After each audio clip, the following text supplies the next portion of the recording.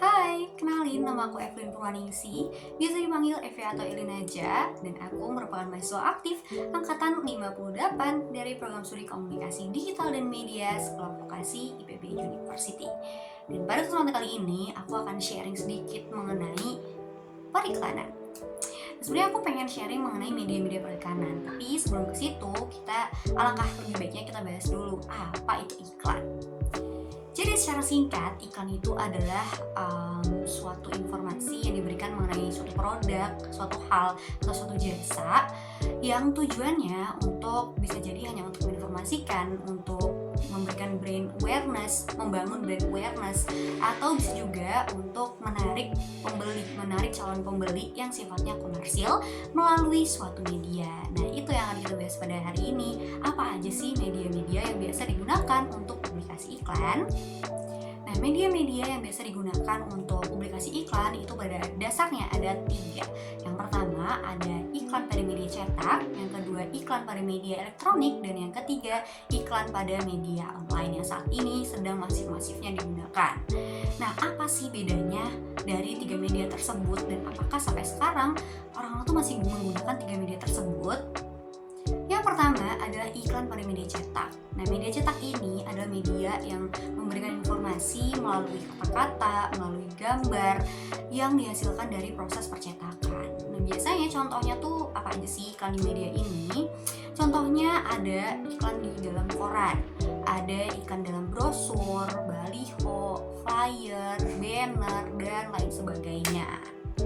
Nah, pada media cetak ini biasanya jauh lebih menonjolkan pada gambar-gambar dan kata-kata atau copywriting. Kenapa? Karena biasanya memiliki tempat yang terbatas, jadi harus menjelaskan secara spesifik ini produk apa, spesifikasinya seperti apa, dan apa yang ditawarkan dan harganya berapa gitu. Dan biasanya ada call in action dari nomor yang bisa dihubungi untuk membeli produk tersebut. Nah, yang kedua adalah iklan pada media elektronik. Nah, iklan media elektronik ini tentu saja adalah suatu iklan yang dipublikasikan pada media elektronik. Contohnya ada di televisi, radio, dan juga videotron. Nah, karakteristiknya dari media elektronik ini biasanya tuh durasinya singkat karena biayanya sangat besar untuk memproduksi suatu iklan tersebut. Biasanya durasinya singkat, terus memiliki storyline gitu. Biasanya punya cerita yang menarik, pendek dan menarik, dan lalu biasanya menggambarkan suatu pengalaman yang nyata bagi para halayaknya. Contohnya, ketika iklan di televisi, iklan mobil gitu, itu akan digambarkan orang sedang menyetir mobil dan ditunjukkan seperti apa bodinya, seperti apa spesifikasinya, warnanya apa, dan apa yang bisa dilakukan dengan mobil tersebut, apa yang ditawarkan dari mobil tersebut. Jadi halayak yang menontonnya bisa langsung terbayang, bisa mendapatkan pengalaman secara nyata. Oh, seperti ini loh kalau kita memiliki mobil tersebut. Oh, ternyata bisa muat satu keluarga, atau oh ternyata ini cocoknya untuk olahraga, untuk sport, untuk 2 orang aja gitu.